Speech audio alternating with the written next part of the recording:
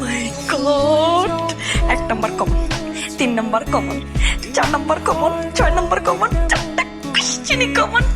Yes, এবার তো আমি পরীক্ষা উড়াই দিব। এই কেউ আমার দিক তাকাবি না, হ্যাঁ?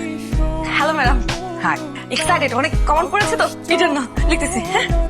হ্যাঁ, হ্যালো ম্যাডাম। হাই, কেমন আছেন? ভালো, আপনি কেমন আছেন? ভালো। এক্সকিউজ মি স্টুডেন্ট, আজকে আমাদের ইউনিভার্সিটিতে একজন নতুন টিচার জয়েন করেছেন। ওনার নাম হলো মিস্টার জোনায়েদ। আজকে উনি তোমাদের পরীক্ষার ডিউটিটা দিবেন।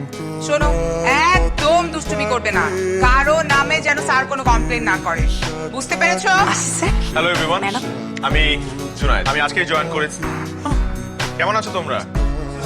আমি তো অনেক ভালো আছি। আজকে তোমাদেরকে একটা বিষয় নিয়ে বলবো। বিষয়টা হচ্ছে নকল। নকল নাকি একটি আর্ট, তাই না? না স্যার, না ও না না না, ঠিকই তো। নকল তো আর্ট না, নকল একটি শিল্প, একটি হস্তশিল্প। না না স্যার, এটা অত্যন্ত জঘন্য একটা শিল্প, তাই না? নকল কিভাবে ভালো জিনিস হয় স্যার? হাত দেখে, হ্যাঁ, হাত দেখে হাত ভর্তি লেখা, হাত ভর্তি নকল। ও আচ্ছা, নকল তো আবার দু প্রকার। একটা হচ্ছে ছাড়া নকল, ছাড়া নকল। জি, আরেকটা পারা নকল। কি প্রাউডলি বলছে। Thank you.